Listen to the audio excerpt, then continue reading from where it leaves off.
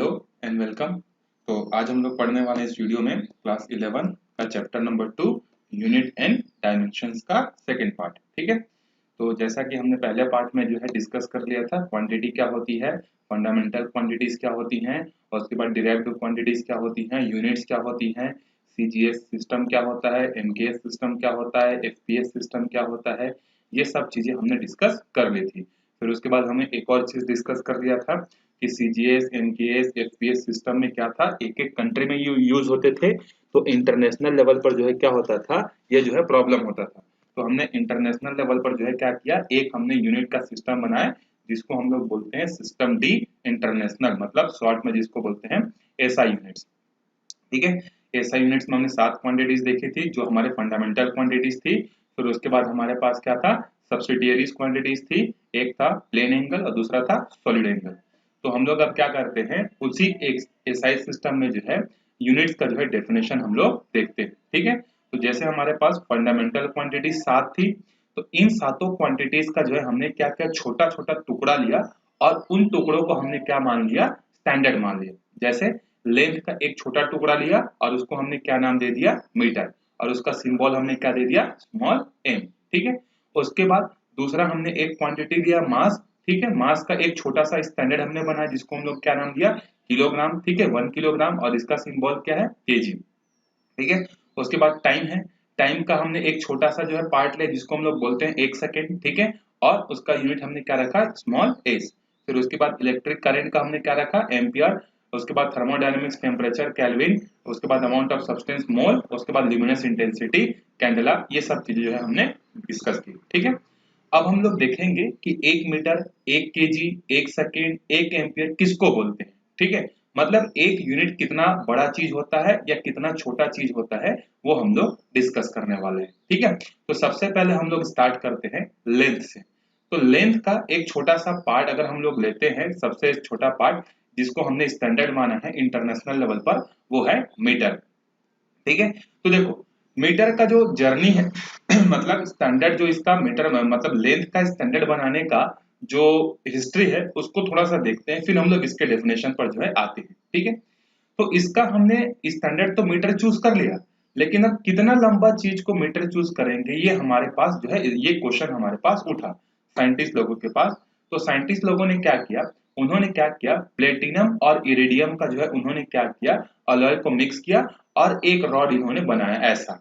ठीक है, एक रॉड जो इन्होंने इतना लंबा बनाया, यहाँ से लेके यहाँ तक, एक इसका बना हुआ था, प्लेटिनम और इरिडियम का जो है बना हुआ था, दो मेटल से, दोनों को मिक्स करने से अलॉय बनता है। अब उन साइंटिस्ट लोगों ने बोला कि इस रॉड का जितना लेंथ होगा, इसी को आज से क्या बोलेंगे, 1 मीटर जो है हम लोग बोलेंगे।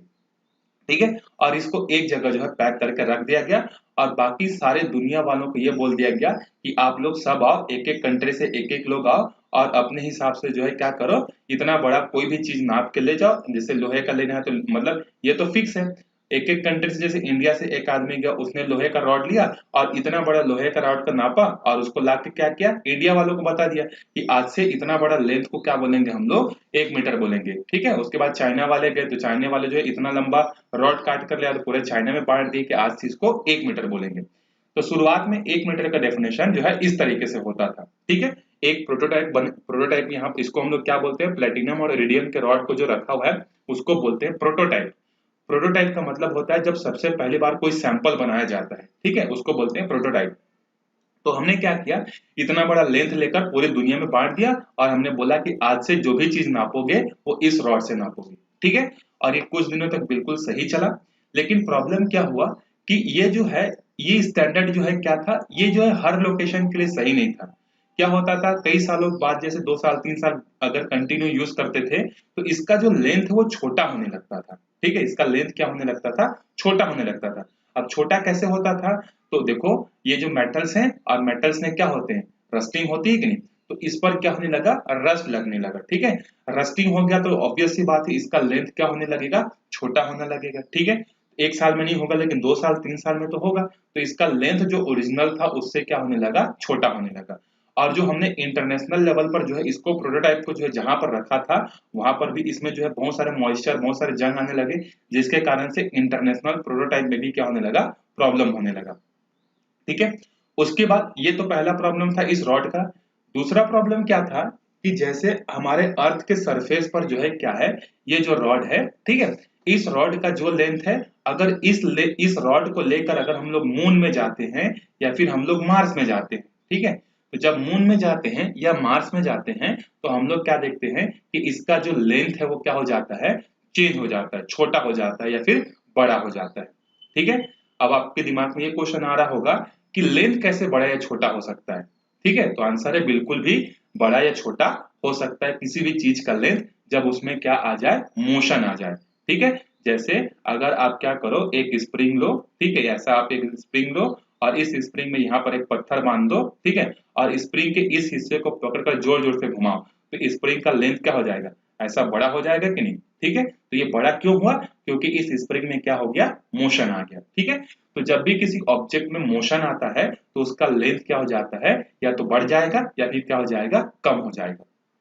ठीक है, तो उसी तरीके से जब हम लोग इस रॉड को क्या किए, हम लोग अपने अर्थ के सरफेस से मून पर लेके गए या मार्स पर लेकर गए, तो हमारे अर्थ का रोटेशनल अलग है। अर्थ जो है 365 दिन में घूमता है एक बार सन के चारों तरफ, मार्स 365 दिन में नहीं घूमता है, वो तो कम दिन में घूम जाता है। ठीक है, तो जब हम लोग वहां पर लेकर गए इस रॉड को, तो वहां पर जो मून की जो स्पीड वो ज्यादा हो गई, या फिर मार्स की स्पीड क्या हो गई, ज्यादा हो गई। तो स्पीड जब ज्यादा हो जाएगी तो इसका लेंथ क्या हो जाएगा, वेरी हो जाएगा। और हम लोग ये चाहते हैं कि ये जो 1 मीटर जो हमने बनाया है, ये यूनिवर्स के किसी भी कोने में अगर हम लोग ले जाकर नापे तो ये क्या होना चाहिए, फिक्स होना चाहिए। ठीक है, तो हम लोग मार्स में जब गए इस रॉड को लेकर एक्सपेरिमेंट करने के लिए कि मार्स में कितना लेवल तक पानी है, कितना क्या मेजर करने के लिए, तो हमने देखा कि यहाँ पर जो हम लोग रॉड रखे थे वो वहां जाके छोटा हो गया, और जब हम लोग वापस अर्थ पर आएंगे कैलकुलेशन करके तो हमारा कैलकुलेशन क्या हो जाएगा, रॉन्ग हो जाएगा। ठीक है, समझ में आ गया। तो ये जो रॉड था, इस रॉड में ऐसे प्रॉब्लम जो है आने लगे। ठीक है, जंग लग गया, किसी का टूट गया, प्रोटोटाइप में जंग लग गया या खराब हो गया, बहुत सारे रीजंस हो सकते हैं उसके। ठीक है, तो फिर साइंटिस्ट लोगों के सामने क्वेश्चन आया कि ये जो रॉड वाला जो सिस्टम जो हम लोग शुरुआत में सोच रहे थे, ये अब क्या हो गया है, फ्लॉप हो रहा है, क्योंकि चेंजेस हो जा रहे हैं इसके लेंथ में, चाहे वो कोरोजन के कारण हो, रस्टिंग के कारण हो, या अदरवाइज मोशन के कारण हो। एक लोकेशन से दूसरे लोकेशन पर जाएंगे तो टेम्परेचर वेरी करता है, टेम्परेचर के कारण प्रेशर वेरी करता है। और आपने पढ़ा होगा कि किसी भी चीज को जब हम लोग गर्म करते हैं तो उसमें एक्सपांशन होता है, तो जब इस रॉड को गर्म वाली जगह पर लेकर जाओगे तो इसका लंबाई बढ़ जाएगा, और ठंडे जगह पर जाओगे तो इसका लेंथ क्या हो जाएगा, छोटा हो जाएगा। तो जब आप नॉर्थ पोल और साउथ पोल में इस रॉड को लेकर जाओगे तो छोटा हो जाएगा, और साउथ अफ्रीका वाले रीजन में जब जाओगे तो क्या हो जाएगा, गर्मी ज्यादा होने के कारण ये रॉड का लेंथ बढ़ जाएगा। भले ही बहुत माइनर लेवल पर बढ़ेगा, लेकिन बढ़ेगा ही ना। ठीक है, तो फिर अब दूसरा इसका जो है सब्स्टिट्यूट ढूंढा गया कि दुनिया में क्या ऐसी चीज है जो कि चाहे मून पर हो, चाहे मार्स पर हो, चाहे अर्थ पर हो, चाहे नॉर्थ पोल पर हो, चाहे साउथ पोल हो, वो किसी के कारण बदलता नहीं है।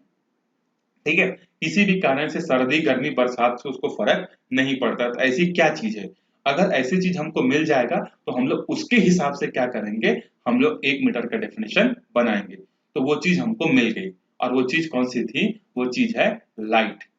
ठीक है, अब देखो लाइट जो है ये तो किसी के साथ भेदभाव नहीं करता है। वो क्या करता है, मर्क्यूरी को भी क्या करता है, उतना ही लाइट देता है, मार्स को भी उतना ही लाइट देता है, अर्थ को भी उतना ही देता है, जुपिटर को भी उतना ही देता है, और इसको सर्दी गर्मी बरसात से फर्क नहीं पड़ता है। ठीक है, इसकी लाइट की स्पीड जितनी होती है वो सर्दी में भी उतनी ही रहती है, गर्मी में भी उतनी ही रहती है, बरसात में भी उतनी ही रहती है। ठीक है, तो लाइट एक ऐसा चीज था जिसकी जो स्पीड है वो कभी भी जो है चेंज नहीं होती है।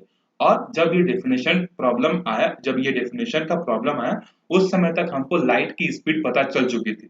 न्यूटन ने, आइंस्टीन ने बहुत सारे एक्सपेरिमेंट कर लिए थे और उन्होंने लाइट की स्पीड हमको बता दी थी। और लाइट की स्पीड कितनी होती है तो आप सबको पता होगा, 3 × 10⁸ मीटर पर सेकेंड।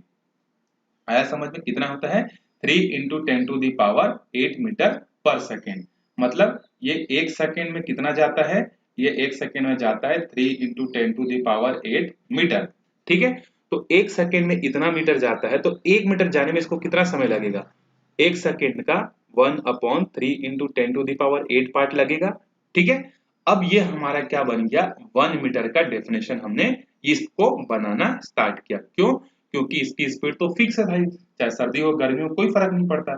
तो हमने क्या किया, 1 मीटर का डेफिनेशन कैसे बनाया, जब लाइट जो है 1 मीटर डिस्टेंस ट्रेवल करने में कितना समय लेता है, 1 सेकेंड का 1/3 × 10⁸ पार्ट जब जाएगा तब हम लोग उसको क्या बोलेंगे, 1 मीटर।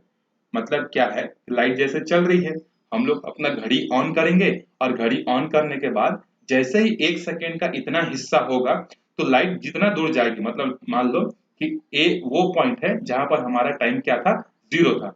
हमने अपना स्टॉप वॉच ऑन किया और हमने क्या किया, जैसे ही 1/3 इंटू 10⁸ टाइम हुआ, हमने अपने घड़ी को बंद कर दिया और घड़ी को जैसे ही हमने बंद किया तो उस समय तक लाइट इतना दूर चले गया था। तो हमने बोला कि ए से लेके बी तक के डिस्टेंस को अब क्या बोलेंगे, 1 मीटर बोलेंगे। ठीक है, और हमने पूरी दुनिया के साइंटिस्ट लोगों को बता दिया कि आप अपने देश में जो है इस तरीके का एक एक सिस्टम बना लो करके। तरीका हमने बता दिया कि 1 सेकेंड का 1/3 इंटू 10⁸ हिस्सा लेना, उसमें लाइट जितना दूर ट्रेवल करेगा उतना क्या होगा, 1 मीटर होगा। तो अमेरिका में भी उतना ही लाइट पड़ता है, ब्रिटेन में भी उतना ही लाइट की स्पीड रहती है, इंडिया में भी उतनी ही स्पीड रहती है, पाकिस्तान में भी लाइट की उतनी ही स्पीड रहती है। तब ये क्या हो गया, 1 मीटर का डेफिनेशन फिक्स हो गया। समझ में आ गया? ठीक है, तो ये जो हम लोग लाइट की जो स्पीड की बात करते हैं 3 इंटू 10⁸, ये एक्चुअल में 3 इंटू 10⁸ नहीं होता है, ये रफ फिगर है, राउंडेड फिगर है। एक्चुअल में जो लाइट की स्पीड होती है वो होती है 1 सेकेंड में 299,792 और 458, मतलब कितना होगा, 29 करोड़ 97 लाख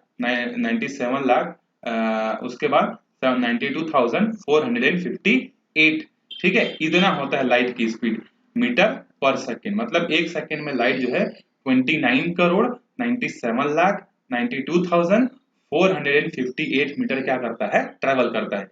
लेकिन जब इसको रफली आप इसको देखो 2 पॉइंट डेसिमल यहाँ लगाओगे तो कितना डिजिट हो रहा है, देखो 1 2 3 4 5 6 7 8, यहाँ तक 8 आ रहा है। तो 2.99 मतलब लगभग लगभग 3 ही है। और कितने डिजिट है पीछे, पीछे के डिजिट को जब इग्नोर कर दोगे तो कितना हो जाएगा, 10⁸।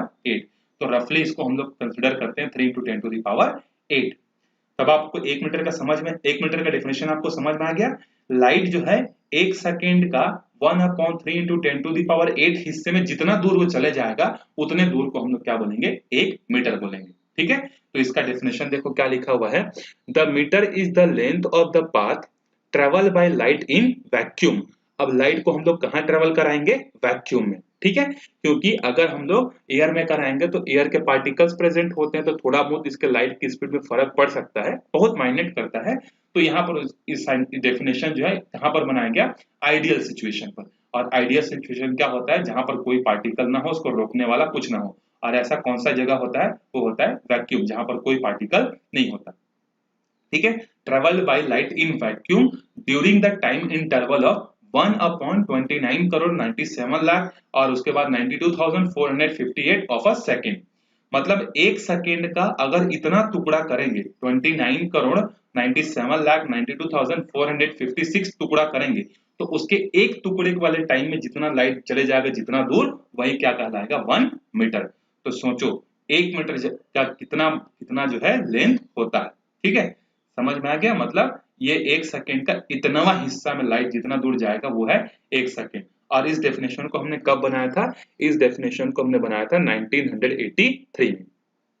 समझ में आ गया? वापिस से, the metre is the length of path travelled by light in vacuum during a time interval of 1/29 crore 97 lakh 92,458 of a second. 1 second के इतने हिस्से में जितना दूर लाइट जाता है वो होता है 1 मीटर।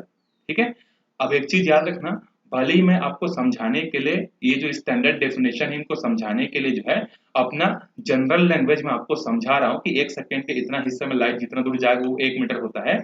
लेकिन जब आपको एग्जाम में डेफिनेशन पूछेगा ना, इस टेबल में जो डेफिनेशन आपको दिया हुआ है वो डेफिनेशन आपको एग्जैक्ट वर्ड टू वर्ड ऐसी ही लिखना है। ठीक है, क्योंकि अगर आप थोड़ा बहुत अपने मर्जी से अगर डेफिनेशन लिखना चाहोगे तो हो सकता है मीनिंग उसका चेंज हो जाए। तो मैं जो बता रहा हूँ उससे समझ लो और समझने के बाद इसको क्या करना है, मेमोराइज कर लेना, मतलब रट लेना। ठीक है, और जितने भी फिजिक्स में याद रखना, आगे भी जो स्टेटमेंट्स होंगे, जो लॉस होंगे, उन लॉस को अपने हिसाब से मत लिखना। ठीक है, बाकी को अपने हिसाब से एक्सप्लेन कर सकते हो, लेकिन जो रूल्स होंगे, लॉस होंगे, थ्योरम्स होंगे, प्रिंसिपल्स होंगे, डेफिनेशंस होंगे, उनको कोशिश करना जैसा बुक में लिखा हुआ है वैसा वर्ड टू वर्ड उसको लिखने की कोशिश करना। ठीक है, चलो अब अगला डेफिनेशन आते हैं हम लोग मास का। ठीक है, दूसरा है हमारा मास। तो मास का हमने स्टैंडर्ड किसको बनाया, 1 किलोग्राम को, ठीक है।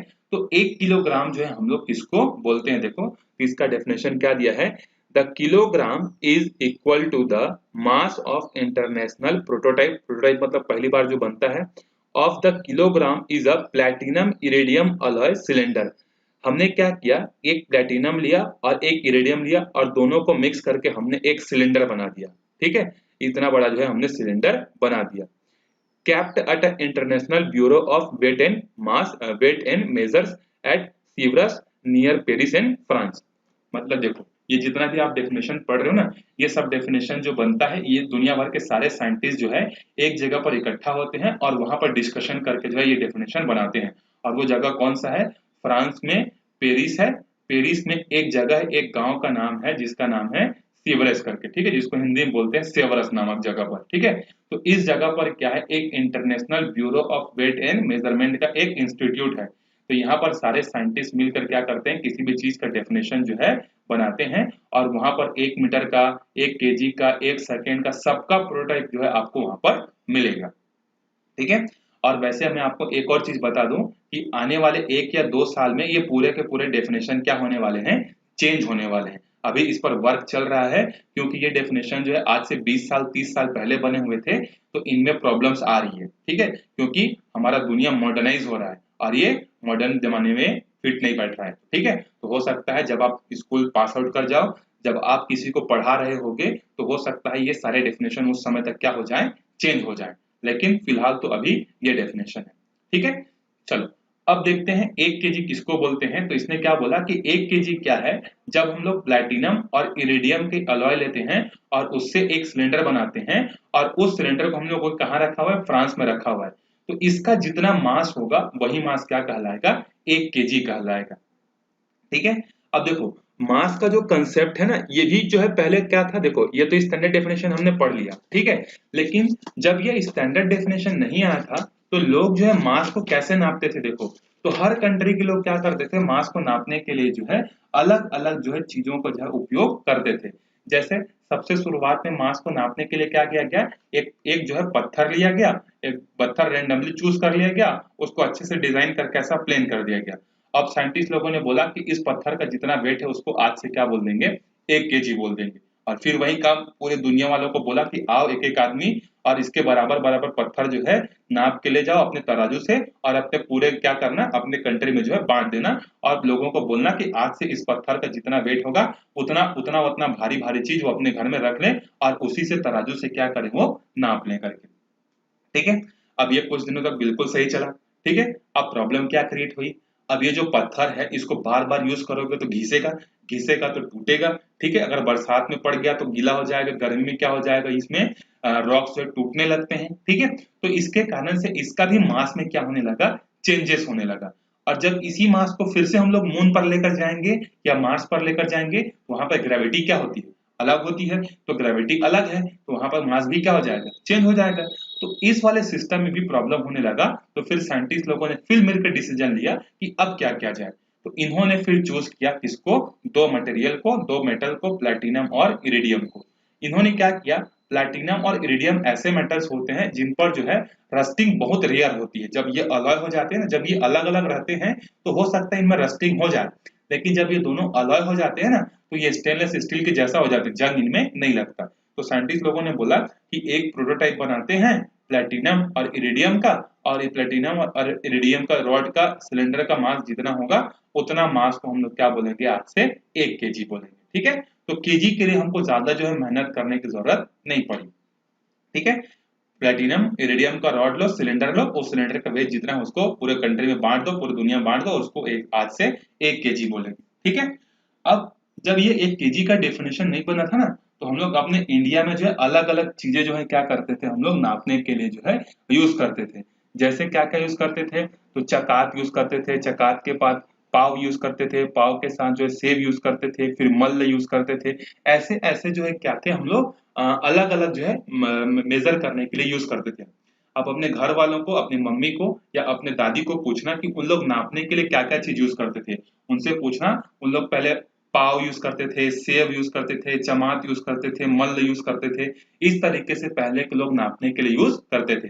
तो एक बार उनसे पूछना कि आप लोग कैसी क्वांटिटीज यूज करते थे करके, ठीक है, क्योंकि आपके जो ग्रैंड पेरेंट्स होंगे उनका डेट ऑफ बर्थ तो 90s 60 से पहले का होगा या 70 से पहले का ही होगा, तो उस समय तक तो ये डेफिनेशन नहीं आए थे, तो उस समय उन लोग कैसे यूज करते थे करके, ठीक है। और हमने ये जो प्रोटोटाइप वाला डेफिनेशन जो बनाया है इसको हमने कब बनाया है, 1889 में जो है हमने बनाई, एक्चुअल में 1989 है, ठीक है। 1989 में जो है हमने इसको सुधार लेना, 1800 नहीं है, 1989 में जो है हमने इसका डेफिनेशन जो है बनाया है। समझ में आ गया ये 1989 में। अब हम लोग आते हैं, आपको समझ में आ गया होगा 1 केजी क्या है, इसका जितना मास होगा, और ये कहाँ रखा हुआ है, जगह का नाम याद रखना, सेवरस में रखा हुआ है, फ्रांस के पेरिस में, ठीक है। पेरिस जो है क्या है, फ्रांस का कैपिटल है, वहां पर एक गांव में ये रखा हुआ है, international bureau of weights and measure institute में, ठीक है। अब अगला डेफिनेशन हम लोग देखते हैं, थर्ड डेफिनेशन है टाइम का, ठीक है। टाइम का हमने क्या किया, एक छोटा टुकड़ा लिया, ठीक है। जैसे हम लोगों को पता है कि सन जो है, सन के चारों तरफ जो है हमारा अर्थ क्या करता है, 365 डेज में जो है एक चक्कर लगा लेता है। फिर हमने इस एक साल को जो है महीनों में तोड़ा, फिर महीनों को हमने क्या किया, वीक्स में तोड़ा, फिर वीक्स को हमने डेज में तोड़ा, फिर डेज को हमने आवर्स में तोड़ा, आवर्स को मिनट में तोड़ा, और फिर मिनट का फिर हमने टुकड़ा किया, तो हमको टाइम का सबसे छोटा चीज मिला, जिसको हम लोग बोलते हैं सेकेंड बोलते हैं, ठीक है। तो एक सेकेंड क्या होता है देखो, तो एक सेकेंड के डेफिनेशन को समझ पढ़ते हैं हम लोग, क्या लिखा है देखो, the second is the duration of 9192631770 periods of radiation corresponding to the transition between the hyperlines level of the ground state of the cesium 133 atoms, ठीक है। ये क्या है मैं आपको समझाता हूँ, पहले इसका भी थोड़ा सा हिस्ट्री देखते हैं कि पहले जो है एक सेकेंड को कैसे डिफाइन किया जाता था, ठीक है। फिर उसके बाद नए डेफिनेशन पर आएंगे, तब आपको थोड़ा सा जर्नी भी इंटरेस्टिंग लगेगा और डेफिनेशन भी आपको समझ में आएगा कि किस तरीके से चेंजेस हुए। तो देखो, पहले एक सेकेंड का जो डेफिनेशन है, या एक सेकेंड कितने टाइम को बोलेंगे, तो उसके लिए लोगों ने क्या किया, साइंटिस्ट लोगों ने देखा कि एक ऐसा चीज होता है जिसको बोलते हैं पेंडुलम, ठीक है। पेंडुलम एक ऐसा चीज है जिसको आप डिस्टर्ब करोगे, तो ये पेंडुलम को डिस्टर्ब करोगे तो ये यहाँ चले जाएगा, ठीक है। अब जब ये पेंडुलम यहाँ पर जाएगा तो इस पर ग्रेविटेशनल फोर्स लगेगा, ठीक है। ग्रेविटेशनल फोर्स के कारण ये पेंडुलम क्या करेगा, इधर आने की कोशिश करेगा, और ये क्या करेगा, यहाँ पर जो है इसको अपने मीन पोजीशन को पार करते हुए यहाँ पर आ जाएगा, और यहाँ से लेके यहाँ तक ये क्या करता रहेगा, टू एंड फ्रॉम मोशन करते रहेगा। और टू एंड फ्रॉम मोशन को ही क्या बोलते हैं, वाइब्रेशन बोलते हैं, या फिर उसको ऑसिलेशन बोलते हैं, ठीक है। तो ये क्या करेगा पेंडुलम, ये ऑसिलेशन जो है करते रहता है। साइंटिस्ट लोगों ने इस पेंडुलम में एक चीज नोटिस की कि पेंडुलम चाहे यहाँ पर हो चाहे पेंडुलम यहाँ पर हो, ठीक है। यहाँ ये पहला सिचुएशन है, पहला, और ये पहला, ये दूसरा, और ये भी है, इधर आएगा तो ये दूसरा। साइंटिस्ट लोगों ने देखा कि जब पेंडुलम इस वन से इस वन लोकेशन तक जाने में जितना टाइम लगाता है, उतना ही टाइम इस दूसरे लोकेशन से इस दूसरे लोकेशन पर जाने में लगाता है। देखो, ये डिस्टेंस छोटा है और ये डिस्टेंस बड़ा है, लेकिन फिर भी पेंडुलम की एक स्पेशलिटी ये होती है कि चाहे आप पेंडुलम को इतना से इतना भी क्यों ना मूव कराओ, ठीक है। मतलब दूसरा वाले कंडीशन में यहां से यहां तक जाने में जो टाइम लगा है, यहां से यहां तक जो टाइम लगा है, उतना ही टाइम यहां से यहां तक जाने में भी लगेगा। मतलब आप ऑसिलेशन बड़ा कराओ चाहे ऑसिलेशन छोटा कराओ चाहे ऑसिलेशन मीडियम कराओ, उनको जो टाइम लगता है एक ऑसिलेशन कंप्लीट करने में, वो टाइम जो होता है वो क्या होता है, फिक्स होता है। इसीलिए पहले की घड़ी जो होते थे उसमें क्या लगा होता था, पेंडुलम, टिंग टिंग टिंग बजता था, देखे होगे ऐसे हिलते रहता था, टंग टंग टंग, उसके बाद जैसे 1 घंटा होता था फिर टंग टंग करके बजता था, ठीक है। तो ये जो पेंडुलम है, इस पेंडुलम को जो है पहले क्या बनाया गया, स्टैंडर्ड बनाया गया, ठीक है। क्योंकि इसको कितना भी बड़ा जो है टाइम या कितना भी बड़ा लेंथ कवर करना हो, इसको लेंथ कवर करने का जो टाइम है वो क्या था, फिक्स था। मतलब आप पेंडुलम को चाहे यहां से क्यों ना छोड़ो, यहां से अगर ये इतना दूर जाएगा तो भी उतना ही टाइम लगाएगा जितना यहां से यहां तक जाने में वो लगाता है। मतलब इसका ऑसिलेशन का टाइम पीरियड जो था वो क्या था, फिक्स था। तब हमने डिसाइड कर लिया कि पेंडुलम जब एक ऑसिलेशन अपना कंप्लीट करेगा तो जितना टाइम लगाएगा एक ऑसिलेशन को कंप्लीट करने में, उसको आज से क्या बोल देंगे हम लोग, 1 सेकेंड जो है बोल देंगे, ठीक है। तो पहले जो है ये डेफिनेशन बना था, ठीक है। और ये बहुत दिनों तक जो है बहुत अच्छे से भी चला, कोई प्रॉब्लम क्रिएट नहीं हुआ। लेकिन जब हम लोग मॉडर्न फिजिक्स की तरफ आए तो मॉडर्न फिजिक्स की तरफ आए तो हमने देखा कि ये जो पेंडुलम है, जब इसको हम लोग अलग अलग जगह पर जो है या अलग अलग इसमें जब वेरिएशन करते हैं तो इसका टाइम पीरियड भी क्या हो जाता है, बदल जाता है। अब कैसे बदल जाता है, तो साइंटिस्ट लोगों ने कैलकुलेशन किया कि पेंडुलम को एक ऑसिलेशन कंप्लीट करने में जो टाइम लगता है टी, वो क्या करता है, एक फॉर्मूले पर डिपेंड करता है। अभी आप लोग पढ़ोगे भी, ठीक है, अगले चैप्टर में जो है, आगे के चैप्टर्स में पढ़ोगे कि time period is equal to क्या होता है, 2 pi root over L upon में जी। मतलब किसी भी पेंडुलम का ऑसिलेशन कितना टाइम में होगा वो इस फॉर्मूले से डिफाइन किया जा सकता है। 2 पाई तो कांस्टेंट है, एल क्या है, लेंथ ऑफ पेंडुलम, जो जिस रस्सी से बंधा हुआ है ना पेंडुलम, उस रस्सी का लेंथ, और जी क्या है, जी is the gravity, acceleration due to gravity. Class 9 का याद करो, जी की वैल्यू कितनी होती है, 9.81। जब हमने इस पेंडुलम को जो है नॉर्थ पोल पर लेकर गए तो नॉर्थ पोल्स पर जो है क्या होता है, जी की वैल्यू बहुत स्ट्रांग होती है, ठीक है। तो जब डिनोमिनेटर बड़ा हो जाएगा तो ऑब्वियस ही बात है टी तो फर्क पड़ेगा ही। जब आप इसको कहां ले जाओगे, अर्थ के सेंटर पर ले जाओगे तो ग्रेविटी वहां पर कम होने लगती है, ठीक है। तो ग्रेविटी कम होगी तो टी की वैल्यू बढ़ने लगेगी। जब आप अर्थ के सरफेस से ऊपर चले जाओगे तभी जी की वैल्यू बढ़ने लगती है, तब उस समय क्या हो, मतलब कम होने लगती है, तो उस समय फिर क्या होगा, टाइम पीरियड जो है क्या हो जाएगा, बदल जाएगा। अब क्या होता है, ये जो रस्सी है, शुरुआत में आपने मान लो 1 मीटर का रस्सी लगाया है, अब ये कंटिन्यूअसली ऑसिलेट करेगा तो इस रस्सी में क्या आएगा, टेंशन आएगा। और जब भी टेंशन आता है किसी भी चीज में, ऊपर हमने पढ़ा था जब भी किसी रॉड में जो है मोशन आता है उसका लेंथ क्या हो जाता है, चेंज हो जाता है। तो लेंथ भी चेंज हो रहा है, जी भी चेंज हो रहा है, तो हमने देखा कि अब टाइम पीरियड जो है वो एक जैसा नहीं है। हाँ, एक जगह पर जो है, एक जैसे मान लो नॉर्थ पोल पर चले गए, नॉर्थ पोल पर ऑसिलेशन करने में जो टाइम लग रहा है वो नॉर्थ पोल में आप रस्सी को कितना भी बड़ा कर लो कितना भी छोटा कर लो फर्क नहीं पड़ेगा, लेकिन वहां पर जितना लंबा टाइम लग रहा है उससे कम लंबा टाइम आपको अर्थ के सरफेस पर लगेगा जहां पर हम लोग रहते हैं। जब आप मून पर चले जाओगे तो वो टाइम अलग हो जाएगा। मेरे कहने का मतलब ये है कि एक जगह पर जो है उसका टाइम इंटरवल सेम रहता है, लेकिन जैसे उसको एक जगह से दूसरे जगह पर ले जाओगे तो पहले वाले टाइम के साथ वो मैच नहीं करेगा, ठीक है। तो ये क्या हो गया, प्रॉब्लम जो है क्रिएट होने लगा। तो फिर साइंटिस्ट लोगों के पास सवाल आया, फिर उनकी मीटिंग हुई कहां पर, फ्रांस के सेवरस नामक जगह पर, और इन्होंने बोला कि अब ये वाला तो फॉर्मूला हमारे लिए काम का नहीं हो रहा है क्योंकि लोग इससे क्वेश्चन उठा रहे हैं, ठीक है। अफ्रीका वालों को जो है क्या हो रहा है, अलग अलग 1 सेकंड बहुत लंबा फील हो रहा है, और जो ट्रॉपिक ऑफ कैंसर वाले हैं उनको कम फील हो रहा है, तो ये तो फिर गलत हो गया भाई, दिक्कत हो रहा है टाइम का, ठीक है। तो अब उन्होंने सोचा कि फिर से अब कुछ किया जाए, हमको कुछ नया चीजें जो है ढूंढे जाए, ठीक है। और हर साइंटिस्ट ने क्या किया, जो है नया नया एक्सपेरिमेंट करना स्टार्ट किया और देखा कि पेंडुलम के जैसा और कौन सा चीज है जो कि कभी भी, उसको चाहे पाकिस्तान हो चाहे इंडिया हो चाहे श्रीलंका हो चाहे अमेरिका हो चाहे ब्रिटेन हो, उससे उसको फर्क नहीं पड़ता है, वो हर जगह, मतलब यूनिवर्स के भी किसी भी जगह पर हम लोग चले जाएं तो उसमें जो टाइम इंटरवल जो लग रहा है उसको कंप्लीट करने में, किसी भी चीज को होने में वो बदलना नहीं चाहिए, ठीक है। तो बहुत एक्सपेरिमेंट करते करते जो है हमको जो है एक चीज पता चला, और वो एक चीज कौन सा था, देखो वो चीज है सीजियम एटम, ठीक है। ये क्या है, सीजियम 133 एटम। 133 क्या है, आइसोटोप्स। आपने क्लास 9 में ये भी चीज पढ़ी होगी, आइसोटोप्स क्या होते हैं, आइसोबार्स क्या होते हैं। तो एक एटम के बहुत सारे आइसोटोप्स भी हो सकते हैं और बहुत सारे आइसोबार्स भी हो सकते हैं। और मोस्टली क्या होता है, जब एटॉमिक नंबर जैसे बढ़ने लगता है ना तो वैसे उनके आइसोटोप्स की संख्या बढ़ जाती है, ठीक है। मतलब ज्यादा एटॉमिक नंबर बढ़ेगा तो उसका जो है क्या होता है, उसके जो है आइसोटोप जो है वैसे ही बढ़ने लग जाते हैं, ठीक है। तो हमने सीजियम का एक आइसोटोप लिया 133।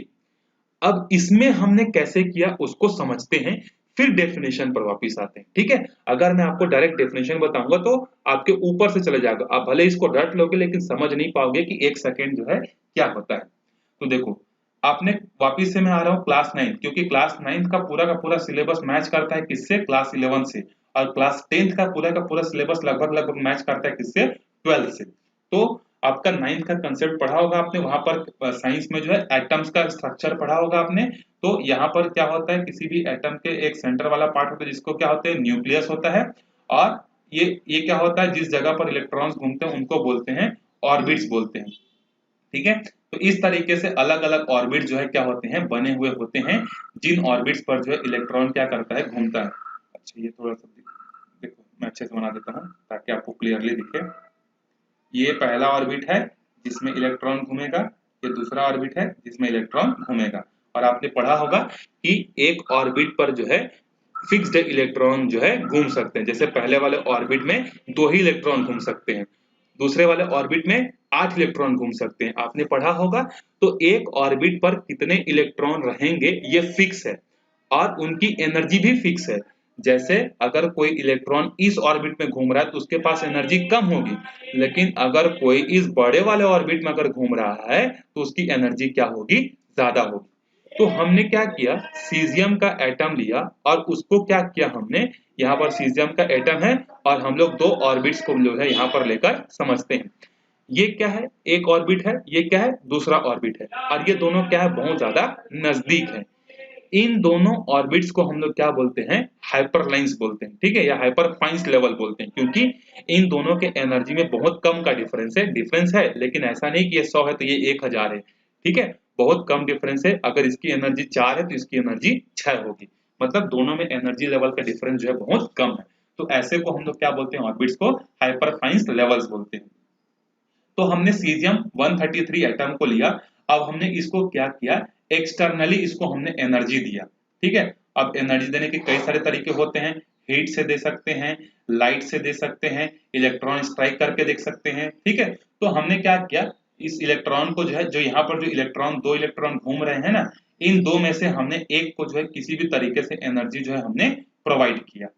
अब देखो ये इलेक्ट्रॉन्स का काम क्या है, इलेक्ट्रॉन्स का काम है घूमना। और ये घूम क्यों रहे हैं, बाहर क्यों नहीं भाग रहे हैं, क्योंकि बाहर जाने के लिए इनके पास सफिशिएंट अमाउंट ऑफ एनर्जी नहीं है, क्योंकि न्यूक्लियस इनको बांध के रखे हैं। अगर इनको ज्यादा एनर्जी मिल जाएगी तो यहाँ से भाग जाएंगे, लेकिन कम एनर्जी के कारण ये भाग नहीं पा रहे हैं। लेकिन जैसे ही हमने इसको क्या किया, एनर्जी दिया इस इलेक्ट्रॉन को, तो इलेक्ट्रॉन को एनर्जी देने से क्या हो गया, उसकी काइनेटिक एनर्जी बढ़ गई। एनर्जी दोगे तो वो एनर्जी कहाँ कंज्यूम हो जाएगी, उसकी काइनेटिक एनर्जी को बढ़ाने में। अब ये इलेक्ट्रॉन क्या करना चाहता है कि ये छोटे वाले ऑर्बिट में नहीं घूमना चाहता, ये भी क्या चाहता है, बड़े वाले ऑर्बिट में घूमे।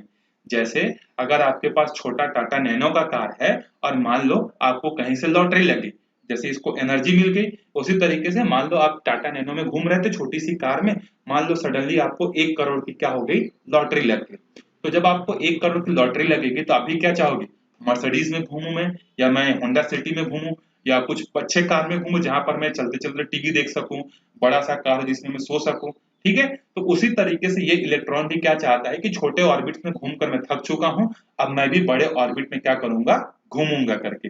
अब ये इलेक्ट्रॉन क्या करता है, यहां से जंप करके जो है ऊपर वाले एनर्जी लेवल पर चले जाता है, ठीक है, क्योंकि इसके पास एक्स्ट्रा एनर्जी है। जैसे ही ये ऊपर वाले ऑर्बिट पर जाता है, तो ये ऊपर वाले ऑर्बिट में जो इलेक्ट्रॉन पहले से जो मौजूद हैं, वो क्या बोलते हैं कि तुम्हारे लिए यहाँ पर कोई जगह नहीं है। दुनिया में नियम कानून नाम का भी कोई चीज है, ये ऑर्बिट जो है नेचर ने हमको दिया हुआ है, भगवान ने हमारे घूमने के लिए दिया है, तुम यहाँ पर नहीं रह सकते, ठीक है। ये उसी तरीके से हो गया, अगर आपको 1 करोड़ की लॉटरी लगी और आप जोश जोश में जाकर जो है एक कार खरीद लेके आ गए 50 लाख रुपए का, पता चला कि इनकम टैक्स डिपार्टमेंट वाले घर में सुबह बैठे हुए, सुबह से कहाँ से आया भाई 1 करोड़ रुपए, ठीक है। और तुमने बताया कि लॉटरी लगा है, तो उन लोग मानेंगे थोड़ी, बोलेंगे चोरी की हो इनकम, तुम्हारे पास तो पहले, तुम्हारे अकाउंट में तो पहले 200 रुपए नहीं होते थे, आज तुम्हारे अकाउंट में 1 करोड़ रुपए कहाँ से आया करके। तो नियम कानून नाम का कोई चीज होता है ना, ठीक है। तो उसी तरीके से ये इलेक्ट्रॉन जब बड़े वाले ऑर्बिट में घूमने की ख्वाहिश लेकर जाते हैं, तो ऊपर वाले साले इलेक्ट्रॉन इसको लात मारकर जो है नीचे भगा देते हैं, ठीक है। अब ये क्या करता है, वापिस आ जाता है। तो ये नीचे वाले ऑर्बिट से ऊपर वाले ऑर्बिट में गया और ऊपर वाले ऑर्बिट से फिर वापिस आ गया। इस प्रोसेस को हम लोग बोलते हैं ट्रांजिशन बोलते हैं। क्या बोलते हैं इसको, ट्रांजिशन, ट्रांसफर होना, नीचे से ऊपर, ऊपर से नीचे ट्रांसफर होना, ठीक है। फिर जैसे ये इलेक्ट्रॉन नीचे वाले ऑर्बिट पर आता है, इस यहाँ पर तो घूमने के लिए एक फिक्स्ड लोकेशन चाहिए, लेकिन इसके पास तो अभी भी ज्यादा एनर्जी है, तो ये फिर दोबारा कोशिश करता है कि फिर से मैं जंप करके कहाँ जाऊंगा, फिर बड़े वाले ऑर्बिट में जाऊंगा और फिर वहां पर घूमूंगा। यहाँ पर रहने के लिए इसको मिनिमम एनर्जी चाहिए, लेकिन इसके पास तो एक्स्ट्रा एनर्जी है भाई, तो उस एक्स्ट्रा एनर्जी के कारण फिर ये जंप करके फिर यहाँ चले जाता है। फिर वहां पर वही होता है कि सबके सब मिलकर इसको फिर लात भगा देते हैं। फिर यहाँ पर आता है तो यहाँ पर रहने के लिए कम चाहिए, लेकिन इसके पास तो ज्यादा है, फिर ऊपर जाता है, फिर नीचे आता है।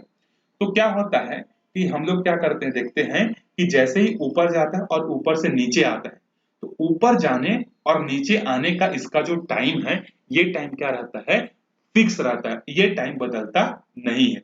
मतलब नीचे से ऊपर जाने में जो टाइम लगा और ऊपर से नीचे आने में जो टाइम लगा पहली बार, वही दूसरी बार भी लगेगा, वही तीसरी बार भी लगेगा, वही चौथी बार भी लगेगा।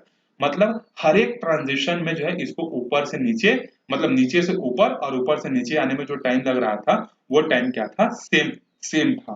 ठीक है, अब इसको आप चाहे इस चीज को आप मार्स में जाकर करोगे तो भी आपको ये टाइम इंटरवल सेम मिलेगा, इसको आप मून पे जाकर करोगे तब भी आपको सेम मिलेगा, इसको आप जो है नॉर्थ पोल पर या साउथ पोल पर जाकर करोगे तो भी वही मिलेगा। तो हमको वो चीज मिल गई जो कि कहीं पर भी बदल नहीं रही थी, चाहे वो सन हो, चाहे मून हो, चाहे मार्स हो, चाहे नॉर्थ पोल हो, चाहे अफ्रीका हो, कहीं पर भी ये जो टाइम इंटरवल जो था ऊपर से नीचे आने का, नीचे से ऊपर जाने का, ये फिक्स था।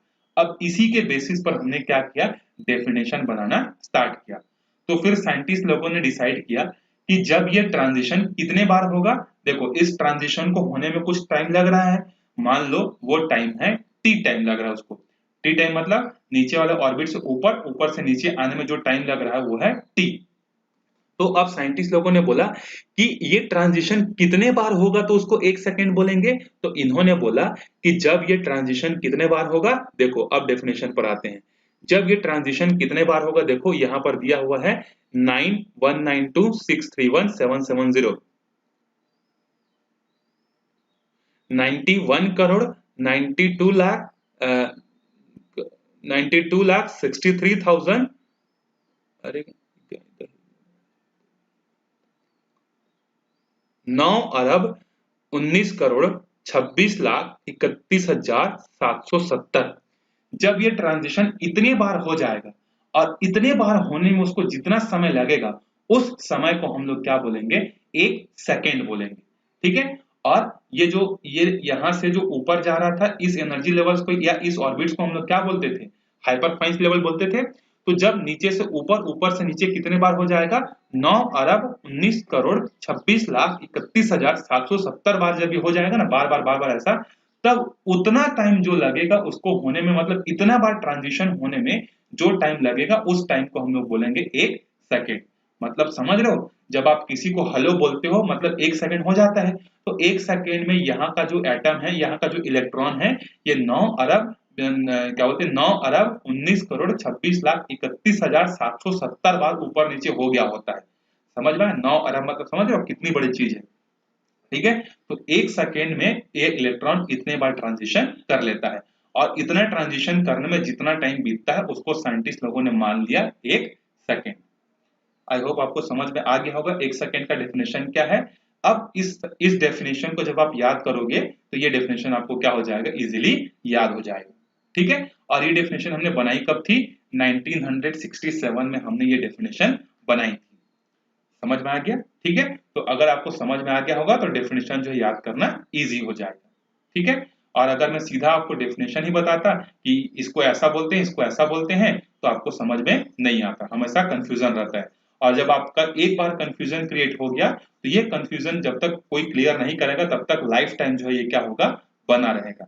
तो बहुत सारे लोग क्या करते हैं, ये डेफिनेशन तो दिया है, पढ़ देते हैं कि 1 सेकेंड किसको बोलेंगे भैया, जब लाइट इतना दूर चले जाएगी तो उसको 1 सेकेंड बोलेंगे। 1 kg किसको बोलेंगे, प्लेटिनम और इरिडियम का रॉड का जो वेट होगा उसको 1 बोलेंगे। ऐसे करके स्कूल्स में या आपके क्लासेस में जहां पर भी आप कोचिंग जाते हो वहां पर जो है ऐसे पढ़ा दिया जाता है। इसी वजह से हम लोग क्या होते हैं, पीछे हो जाते हैं।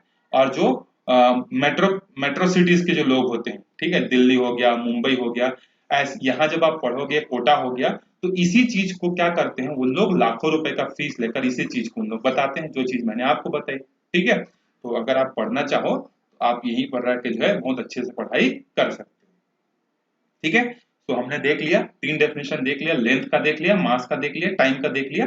अब हम लोग आते हैं किस पर, चौथा है हमारे पास जो डेफिनेशन, इलेक्ट्रिक करंट पर। ठीक है, इस वीडियो में हम लोग जो है इन्हीं सातों डेफिनेशंस को कवर करेंगे क्योंकि वीडियो का लेंथ काफी लंबा हो जाएगा। ठीक है, उसके बाद जो है हम लोग क्या करेंगे, नेक्स्ट वीडियो में जो है बाकी जो 2 बचेंगे, 2 कौन कौन से बचेंगे, एक प्लेन एंगल और एक सॉलिड एंगल, उनके डेफिनेशन जो है हम लोग क्या करेंगे, बनाएंगे। ठीक, मतलब समझेंगे।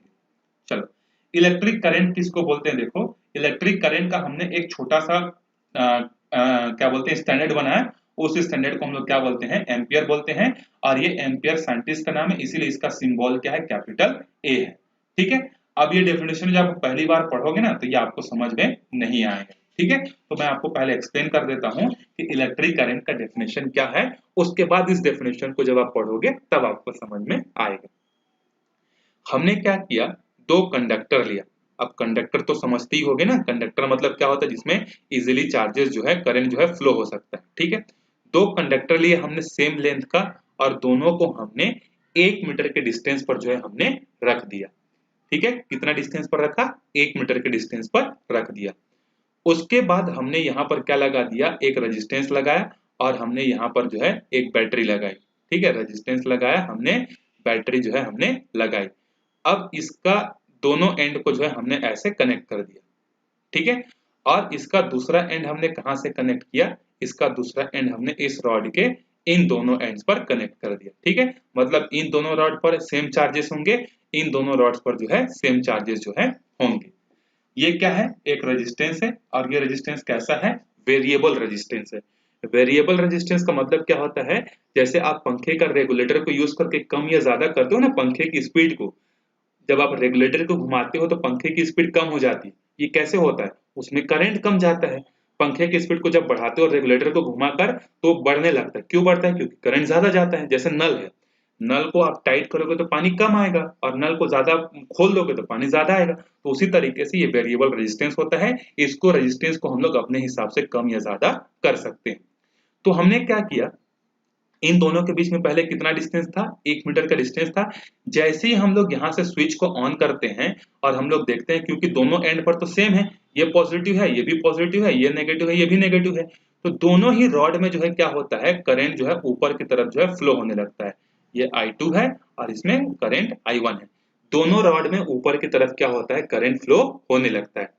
और इसको अब 12th में पढ़ोगे। ठीक है, इसका पूरा का पूरा एक्सपेरिमेंट जो है अब 12th में पढ़ोगे, मैं वहां पर पढ़ाऊंगा अगर रहा तो। ठीक है, तो मैं आपको बताऊंगा कि एक्सपेरिमेंट कैसे होता है। ठीक है, तो दोनों के दोनों रॉड में जो है क्या होता है, ऊपर की तरफ करंट फ्लो होने लगता है, और जब करंट एक ही डायरेक्शन में फ्लो होता है तो ये दोनों रॉड क्या करते हैं, एक दूसरे पर जो है फोर्स लगाते हैं।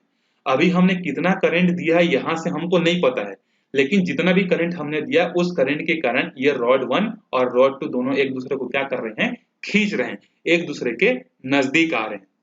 अब हम लोग क्या चाहते हैं कि ये दोनों ओरिजिनल जगह पर जितने थे, मतलब 1 मीटर पर थे, तो ये अभी भी करंट देने के बाद भी 1 मीटर पर ही रहे।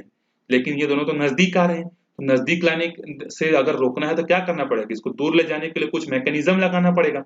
तो फिर हम लोग क्या करते हैं, एक रॉड पे हम लोग रस्सी लगाते हैं और यहाँ पर पुली लगाते हैं, और पुली से हम लोग यहाँ पर जो है क्या करते हैं, वेट डालते जाते हैं। ठीक है, यहाँ पर हम लोग भार जैसे तराजू में तौलते हो ना सब्जी, तो उस तरीके से हम लोग यहाँ पर जो है सामान मतलब वेट डालते जाते हैं। तो हम लोग देखते हैं, हमने करंट को डालकर फिक्स कर दिया ना, मतलब और करंट को नहीं बढ़ा रहे हैं, ये रॉड नजदीक आ गए हैं। अब हम चाहते हैं कि ये वापिस आ जाए, तो वापिस आने के लिए हम लोग यहाँ पर जो है क्या करते हैं, मास को बढ़ाते जाते हैं। जैसे जैसे मास को बढ़ाते जाते हैं, ये दोनों पहले बेंड होकर ऐसे नजदीक आ गए थे, ऐसे नजदीक आ रहे थे ना, दोनों के दोनों ऐसे नजदीक आ रहे थे। जब हम लोग इस रॉड को इस रस्सी के सहायता से यहाँ पर वेट डालते जाते हैं, तो ये वापिस से अपने ओरिजिनल कंडीशन पर आ जाते हैं। ठीक है, अब हम लोग यहाँ पर इस मास को देखते हैं कि हमने कितना मास डाला जिसके कारण से ये अपने ओरिजिनल कंडीशन पर आ गया। तो हमने देखा, हमने एक फॉर्मूला पढ़ा है, force is equal to mass into acceleration, या इसी को वेट इज इक्वल टू क्या बोलते हैं, एम इंटू जी बोलते हैं, क्लास 9th में याद करो। तो हमने देखा कि यहाँ पर हमने जितना मास डाला था उसको जब हमने जी से मल्टीप्लाई किया तो हमको वेट मिल गया, वेट मतलब फोर्स मिल गया। और हमने देखा कि ये दोनों एक दूसरे को कितना ताकत से खींच रहे थे, तो हमने देखा ये दोनों एक दूसरे को 2 इंटू 10⁻⁷ न्यूटन के ताकत से खींच रहे थे पर मीटर। हर एक मीटर पे इतना फोर्स लगाकर वो खींच रहे थे। ठीक है, 1 मीटर है, दोनों के बीच का डिस्टेंस देखो, तो ये दोनों पहले इतने ताकत से खींच रहे थे, जब हमने इतने ही ताकत से बाहर की तरफ खींचा तो ये अपने ओरिजिनल कंडीशन पर आ गया। ठीक है, तो कैसे पता चल गया इतने ताकत से खींच रहे थे, क्योंकि जितनी ताकत से खींच रहे थे अगर उतना ताकत दे दोगे तो क्या होगा, ओरिजिनल कंडीशन पर आ जाएगा। तो पहले ये दोनों एक दूसरे को इतनी ताकत से खींचकर नजदीक आ रहे थे, अब हमने क्या किया, इतने ही जितना ताकत से वो नजदीक आ रहे थे उतना ही ताकत के बराबर हमने बाहर की तरफ क्या लगा दिया, मास लगा दिया, जिसके कारण फोर्स क्रिएट हो गया। अब ये ओरिजिनल अपने जगह पर वापिस आ गए। ठीक है, तो जब हमने इतना फोर्स लगाया उस समय यहाँ पर जितना करंट था उस करंट को हमने क्या बोला, आज से इसको हम लोग बोलेंगे 1 एम्पियर। ठीक है। तो 1 एम्पियर करंट क्या होता है, वो अमाउंट ऑफ करंट होता है जो क्या होता है, दो पैरेलल कंडक्टर्स पर क्या होता है 2 × 10⁻⁷ न्यूटन का क्या करता है, फोर्स जो है क्रिएट कर देता है। समझ में आ गया।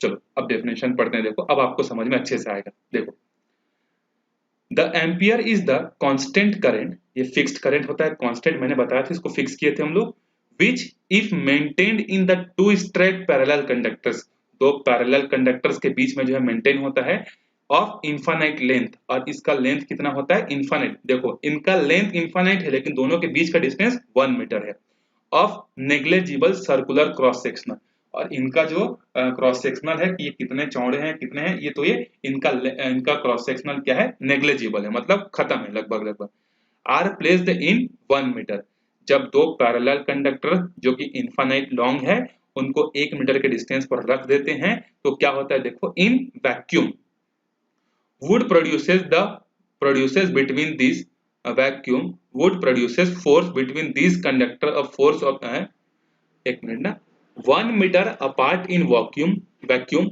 would produces between these two conductor a force of 2 × 10⁻⁷ Newton पर मीटर लेंथ। ठीक है, वही चीज है कि जब दो पैरेलल कंडक्टर्स होते हैं उनको अगर हम लोग इनफाइनाइट लॉन्ग है, दोनों इनफाइनाइट लॉन्ग वायर्स को या कंडक्टर्स को जब हम लोग 1 मीटर पर रखते हैं तो दोनों एक दूसरे को खींचते हैं, तो कितना ताकत से खींचते हैं, तो जब वो दोनों कंडक्टर एक दूसरे को 2 × 10⁻⁷ न्यूटन के ताकत से खींचेंगे तो उस समय जितना करंट फ्लो हो रहा होगा वही करंट क्या कहलाता है, 1 एम्पियर कहलाता है। समझ में आ गया। तो 1 एम्पियर क्या है, दो पैरेलल वायर के बीच में जब फोर्स क्रिएट करता है करंट 2 × 10⁻⁷ न्यूटन पर मीटर का जब कोई करंट फोर्स क्रिएट कर देता है तो वो करंट को हम लोग क्या बोलते हैं, 1 एम्पियर बोलते हैं। समझ में आ गया ये, ठीक है। अगर नहीं आया होगा तो वापस से एक बार वीडियो को जो है धीरे धीरे पॉज करके देखना, ठीक है। नहीं आया होगा तो मेरे को मैसेज करना कि सर थोड़ा सा और अच्छे से समझा दो करके, तो मैं आपको समझा दूंगा, ठीक है। मैसेज करके या फिर कॉल करके जो है समझा दूंगा, ठीक है। लेकिन मेरे ख्याल से आपको समझ में आ गया होगा कि दो पैरेलल कंडक्टर्स में हम लोग करंट लगाएंगे और करंट लगाने से अगर उन दोनों के बीच में 2 × 10⁻⁷ न्यूटन का अगर फोर्स क्रिएट कर देता है कोई करंट, तो जो वो करंट जो कि 2 × 10⁻⁷ न्यूटन का फोर्स बनाएगा वो अमाउंट ऑफ करंट क्या होगा, 1 एम्पियर होगा। और ये डेफिनेशन हमने कब बनाई थी, 1948 में, जब हमारा इंडिया इंडिपेंडेंट हुआ था उसके एक साल बाद जो है हमने ये डेफिनेशन बनाई थी। समझ में आ गया। तो ये हो गया हमारा इलेक्ट्रिक करंट का डेफिनेशन। अब आते हैं हम लोग अपने 5वें डेफिनेशन पर, जिसमें फिजिकल क्वांटिटी का नाम है थर्मोडायनेमिक टेम्परेचर, और इसका जो हमने स्टैंडर्ड यूनिट जो बनाया हुआ है केल्विन, और इसका सिंबल क्या है, कैपिटल के। कैपिटल क्यों रखा हमने, समझ में आया, क्योंकि ये साइंटिस्ट का नाम है। देखो टेम्परेचर के बारे में हमको ज्यादा प्रॉब्लम नहीं था, हमने क्या किया, एक सिंपल सा डेफिनेशन लिया, ठीक है। हमने क्या किया, वाटर को कंसिडर किया और वाटर की प्रॉपर्टी को जो हमने क्या किया, स्टडी किया। हमने नहीं किया मतलब केल्विन ने किया, ठीक है, अदर साइंटिस्ट ने किया, और इन्होंने देखा कि वाटर का इसका डिटेल स्टडी करने से हमको एक चीज पता चली, उसको बोलते हैं हम लोग ट्रिपल पॉइंट, ठीक है। ट्रिपल पॉइंट जो है हमको एक चीज पता चला, और ट्रिपल पॉइंट अगर मैं बोलता हूं वाटर का ट्रिपल पॉइंट, इसका मतलब क्या है कि एक ऐसा टेम्परेचर होता है जिस टेम्परेचर पर वाटर क्या होता है, सॉलिड कंडीशन पर रहता है, लिक्विड कंडीशन पर रहता है, और उसी समय वो वेपर कंडीशन मतलब सॉलिड, लिक्विड और गैस तीनों कंडीशन पर वो रह सकता है। ऐसे टेम्परेचर को बोलते हैं ट्रिपल पॉइंट बोलते हैं, ठीक है। तो अगर आपको क्वेश्चन पूछ देता है व्हाट इज ट्रिपल पॉइंट, तो क्या डेफिनेशन लिखोगे, triple point is the temperature of water it at which water can exist in solid, liquid and gas phases, ठीक है। at all तीनों फेसेस पर ये क्या कर सकता है, एक टेम्परेचर पर ये रह सकता है। और ये आप करके देख लेना घर में, ठीक है। पानी लेना, एक ठंडा पानी लेना, ठीक है, ठंडा पानी फ्रिज से निकालना या एक बाहर का पानी लेना, ठीक है, उसमें क्या करना, बर्फ का टुकड़ा डाल देना, ठीक है। बर्फ का जब टुकड़ा डालोगे तो यहाँ पर क्या होगा, उस समय इस कंटेनर के अंदर में वाटर भी रहेगा, ठीक है, इसके अंदर में आइस भी रहेगा, और जब गौर से देखोगे तो यहाँ से वेपर जो है निकलने रहता है, ठीक है। आज करके देखना इसको, ठीक है। पानी लेना, बर्फ डालना, और बर्फ डालने के बाद गौर से देखना कि इसमें आइस का भी पार्ट रहेगा, पानी भी रहेगा और यहाँ से भाप भी निकलते रहता है। जब फ्रिज को खोलोगे तो भाप निकलते रहता है, देखना, ठीक है। तो ये समझ जाना कि उस पानी का टेम्परेचर कितना है, ट्रिपल पॉइंट के टेम्परेचर के बराबर होता है। और ये ट्रिपल पॉइंट को केल्विन ने कैसे नापा, केल्विन ने ट्रिपल पॉइंट को नापा 213.6 केल्विन। मतलब ट्रिपल पॉइंट का टेम्परेचर कितना होता है, 273.16 केल्विन। इतना ये है वाटर के लिए ट्रिपल पॉइंट। इतना टेम्परेचर पर जो है पानी सॉलिड भी रहेगा, लिक्विड भी रहेगा और गैस भी रहेगा, एक ही साथ रहेगा, अलग अलग नहीं, एक ही साथ रहेगा ये, ठीक है। तो इसको बोलते हैं ट्रिपल पॉइंट। तो जब एक केल्विन का डेफिनेशन हमको बताना था तो ट्रिपल पॉइंट कितना होता है, 273.16 is equal to triple point. तो यहाँ से एक केल्विन कितना आएगा देखो, तो the kelvin is the fraction of 1/273.16 of a thermodynamic temperature of a triple point of water. बड़ा सिंपल सा डेफिनेशन है, देखो ट्रिपल पॉइंट कितना होता है, triple point is equal to 273.16 kelvin. तो यहाँ से जब आप एक केल्विन निकालना चाहोगे तो ये पूरा का पूरे धारा किसको क्या करेगा, डिवाइड करेगा कि नहीं, तो ट्रिपल पॉइंट अपॉन में 273.16। तो वाटर के ट्रिपल पॉइंट्स के अगर 273 टुकड़े करेंगे तो उसका एक टुकड़ा जो होगा ना, वो एक टुकड़ा क्या कहलाएगा, 1 केल्विन कहलाएगा। समझ में आया? वाटर के ट्रिपल पॉइंट का जो टेम्परेचर होता है उस टेम्परेचर के स्मॉल पीसेस करेंगे, कितने पीसेस करेंगे, 273 पीसेस करेंगे। तो 273 पीसेस करेंगे तो उसका एक पीस जो होगा और उसका जो टेम्परेचर होगा उसको बोलेंगे 1 केल्विन, ठीक है। और याद रखना जब आप केल्विन में टेम्परेचर को लिखोगे तो कभी भी डिग्री केल्विन नहीं लिखना। जैसे मैंने अभी लिखा ना 273.16 डिग्री केल्विन नहीं बताया मैंने, सिर्फ क्या बताया, केल्विन बताया, ठीक है। अब इसमें डिग्री क्यों नहीं लगता है, ये जो है हम लोग आगे पढ़ेंगे जब हम लोग थर्मोडायनेमिक्स टेम्परेचर पढ़ेंगे। बॉयल्स लॉ, चार्ल्स लॉ जब पढ़ेंगे तो मैं वहां पर आपको बताऊंगा कि यहाँ पर जो है इसमें डिग्री क्यों नहीं लगा, ठीक है। केल्विन का जो है समझ में आ गया।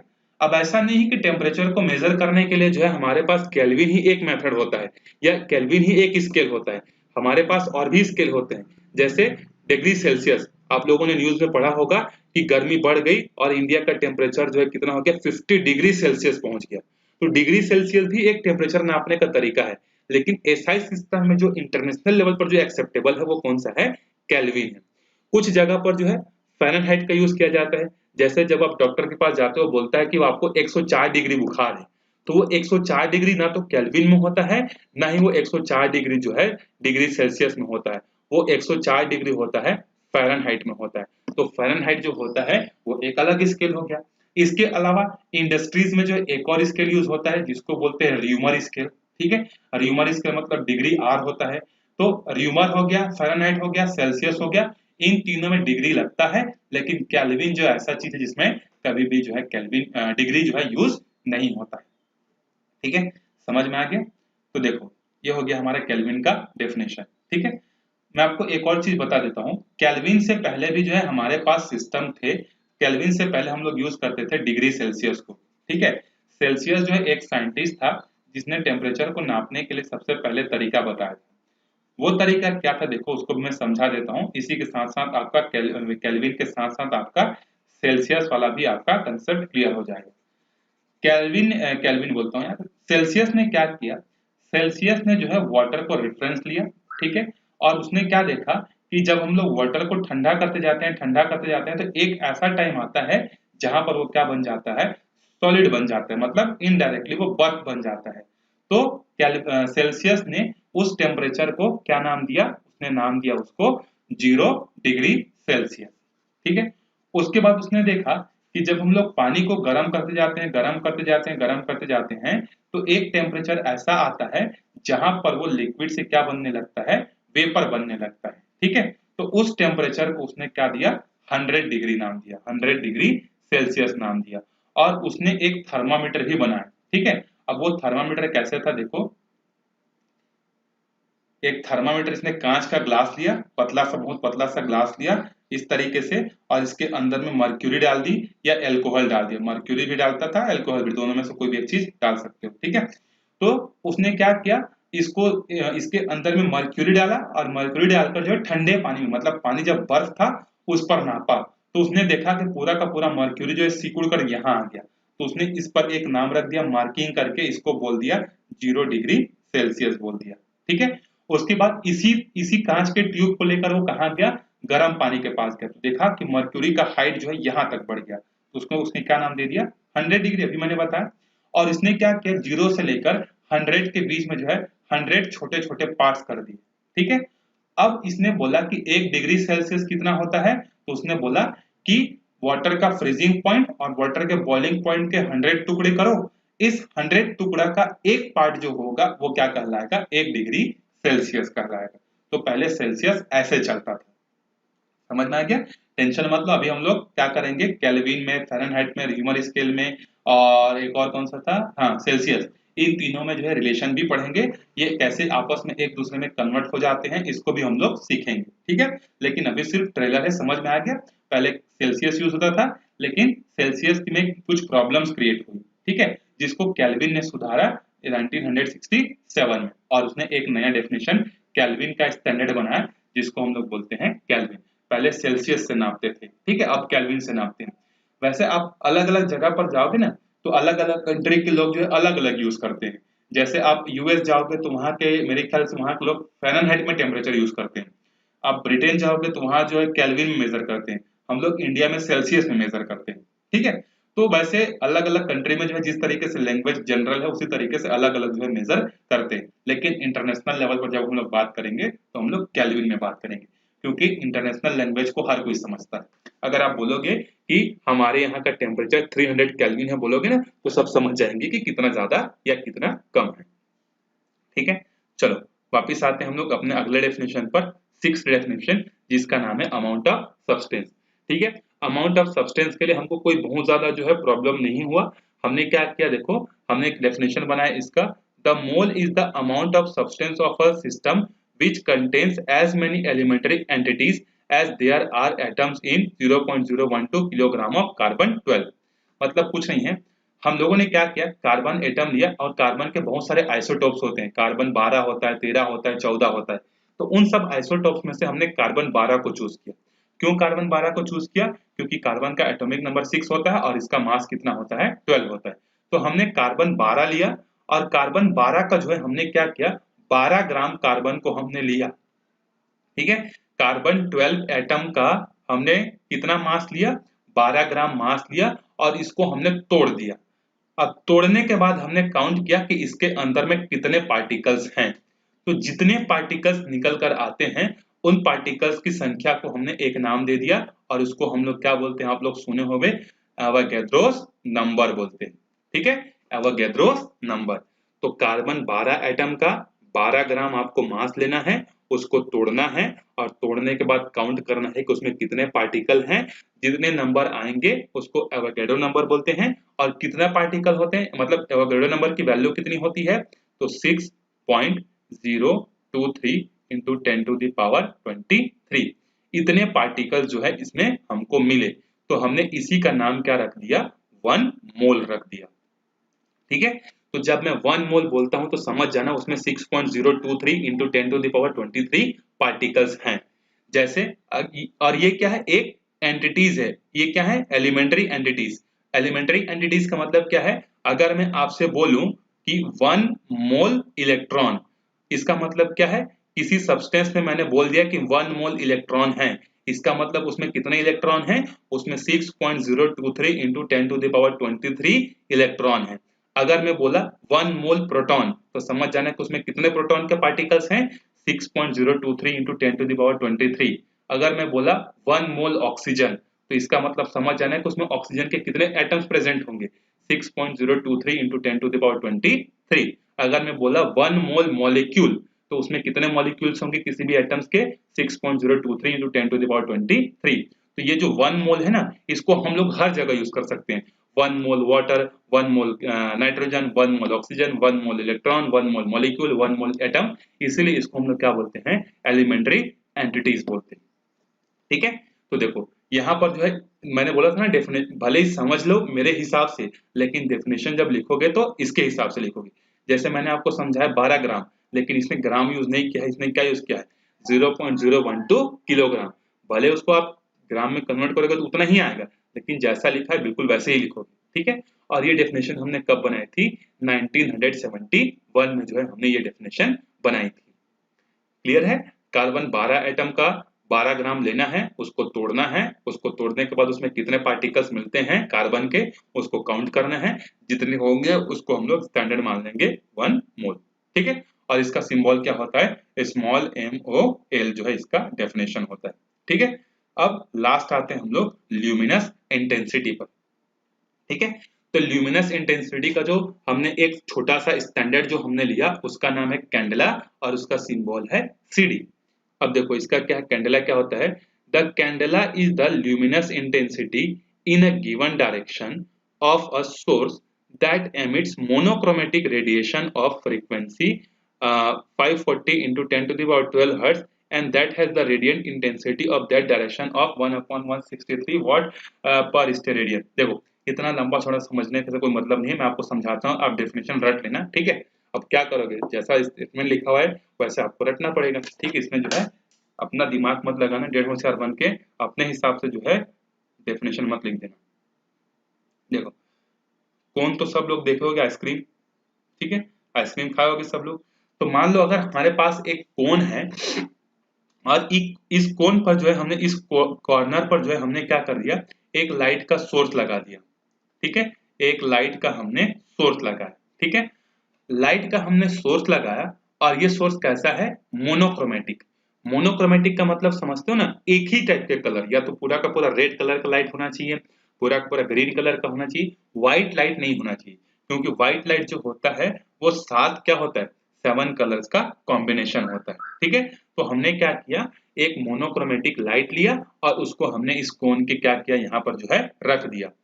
अब यहाँ पर जो हमने जो लाइट रखा है ना, इसके लाइट के को हम लोग पावर को कम ज्यादा कर सकते हैं। जैसे आपने घर में जो है 5 वाट का बल्ब लगाते हो तो वो कम जलता है, 10 वाट का लगाते हो तो ज्यादा जलता है, 15 वाट का लगाते हो तो और अच्छे से चमकता है, 20 वाट का यूज करते हो तो और अच्छे से चमकता है। तो उसी तरीके से अगर हमको लाइट की इंटेंसिटी को कम या ज्यादा करनी है तो हम लोग यहाँ पर जो बल्ब रखे हैं उसको चेंज कर सकते हैं।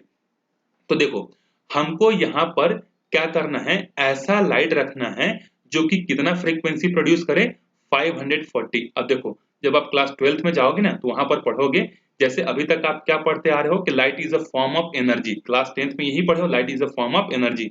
लेकिन जब आप 12th में जाओगे तो वहां पर लाइट का डेफिनेशन चेंज हो जाएगा। लाइट जो होता है वो एक वेव होता है, ठीक है, और वेव की फ्रीक्वेंसी होती है। ठीक है, तो यहाँ पर आप एक ऐसा मोनोक्रोमेटिक लाइट का सोर्स रखोगे जो कि कितना फ्रीक्वेंसी प्रोड्यूस करे, 540 into 10 to the power 12 hertz की फ्रीक्वेंसी वो प्रोड्यूस करना चाहिए। ठीक है, इतना फ्रीक्वेंसी प्रोड्यूस करने वाले लाइट को जब आप यहाँ पर रखोगे, अभी हमने फ्रीक्वेंसी को डिसाइड किया है, कितना फ्रीक्वेंसी का होना चाहिए, इतने फ्रीक्वेंसी का, लेकिन कितने वॉट का होना चाहिए वो हमने डिसाइड नहीं किया है। यहाँ पर कितने वॉट का बल्ब होना चाहिए, 1/683 वॉट का जो है वहां पर क्या होना चाहिए, बल्ब जो है होना चाहिए। मतलब वापिस आते हैं, एक कोन लिया हमने, एक कोन के इस कॉर्नर पर हमने क्या किया, एक मोनोक्रोमेटिक लाइट का सोर्स रख दिया, और वो मोनोक्रोमेटिक लाइट का सोर्स कैसा होना चाहिए, जो 540 into 10 to the power 12 hertz की क्या करनी चाहिए, फ्रीक्वेंसी प्रोड्यूस करनी चाहिए। और ये सॉलिड, ये एक क्या है, सॉलिड एंगल, और इसका यूनिट क्या होता है, स्टेरेडियन। तो पर स्टेरेडियन मतलब हर यूनिट स्टेरेडियन एंगल पर वो कितने वॉट का लाइट प्रोड्यूस करना चाहिए, 1/683 वॉट का लाइट जो है पर स्टेरेडियन क्या करना चाहिए, प्रोड्यूस करना चाहिए। ठीक है, मतलब इसकी इंटेंसिटी इतनी होनी चाहिए कि हर एक स्टेरेडियन एंगल पर जो है कितना लाइट का वॉट चमकना चाहिए, 1/683 वॉट का लाइट जो है चमकना चाहिए।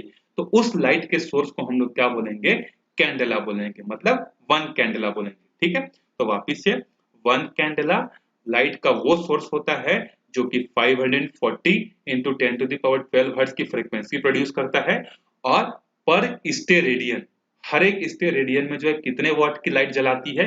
मतलब अगर हम लोग किसी एक स्टेरेडियन पर लाइट की इंटेंसिटी को मेजर करेंगे तो पर स्टेरेडियन लाइट की इंटेंसिटी कितनी होनी चाहिए, 1/683 वॉट का इंटेंसिटी हमको चमकना चाहिए, उतना जोर जो है उस लाइट में होनी चाहिए। ठीक है, इसको बोलते हैं ल्यूमिनस इंटेंसिटी, और इसका जो यूनिट है ये क्या है, कैंडेला। और ये कैंडेला आया कैसे, तो शुरुआत में जो है क्या बनाया गया था, कैंडेला का डेफिनेशन जो है, मतलब कैंडेला को कैसे डिफाइन किया जाता था, एक कैंडल लो और इस कैंडल को जलाओ, तो कैंडल को जलाने से जितनी चमक तुमको मिलेगी वो चमक को हम लोग क्या बोलेंगे, एक कैंडेला बोलेंगे। लेकिन बाद में प्रॉब्लम क्रिएट हो गया, क्यों क्रिएट हुआ, हो सकता है ये कैंडल पतला हो, मोटा हो, इस कैंडल को कितना ऑक्सीजन मिल रहा है, ये कैंडल ठंडे वाले जगह पर रखा है कि गर्म वाले जगह पर रखा है, तो ये प्रॉब्लम क्रिएट हो गया। इसीलिए हमने इस कैंडल वाले डेफिनेशन को छोड़ दिया, लेकिन हमने इसके यूनिट में कैंडेला वर्ड को यूज कर लिया। ठीक है, समझ में आ गया। तो इसका यूनिट क्या है, कैंडल से ही आया है इसका यूनिट कैंडेला। और वन कैंडेला क्या होता है, एक ऐसा लाइट का सोर्स जो कि इतना फ्रीक्वेंसी प्रोड्यूस करे और पर स्टे रेडियन पर जो है कितनी चमक होनी चाहिए, 1/683 वॉट की चमक होनी चाहिए। तो ये हो गए हमारे 7 फंडामेंटल यूनिट्स और उसके डेफिनेशन। तो आपको समझ में आ गया होगा, पहले समझ लेना उसके बाद डेफिनेशन रटना, क्योंकि डेफिनेशन आप अपने मर्जी से नहीं लिखोगे। और स्पेशली जो आपको एग्जाम में याद रखना है वो है 1 मीटर का, 1 सेकेंड का, 1 एम्पियर का और 1 मोल का, ये चार आपको अच्छे से जो है, और केल्विन का। ठीक है, ये सब चीजें जो है आपको अच्छे से डेफिनेशन जो है याद होनी चाहिए, ये एग्जाम में आपको पूछा जा सकता है। ठीक है, तो मिलते हैं अगले फिर वीडियो में। ठीक है, जहां पर हम लोग देखेंगे जो सब्सिडियरीज एंगल है उसके बारे में देखेंगे, और उसके बाद हम लोग मेजरमेंट के मेथड्स देखेंगे। ठीक है, कि शॉर्ट डिस्टेंस को कैसे नापा जाता है, लॉन्ग डिस्टेंस को कैसे नापा जाता है। ठीक है, जहां तक हमारी आंख नहीं पहुंच सकती उस डिस्टेंस को भी हम लोग नाप सकते हैं, और जहां तक हमारे पैर नहीं पहुंच सकते वहां पर भी हम लोग नाप सकते हैं। ठीक है, तो ये कैसे मेजरमेंट होता है इसके बारे में हम लोग देखेंगे, फिजिक्स में क्या क्या मेथड्स हैं। ठीक है, तब तक पढ़ते रहो। अगर कोई डाउट क्रिएट होता है तो मेरे को कांटेक्ट करो, मैं आपको जो इसको सॉल्यूशन जरूर दूंगा। ठीक है, मिलते हैं अगले वीडियो में, तब तक के लिए बाय बाय।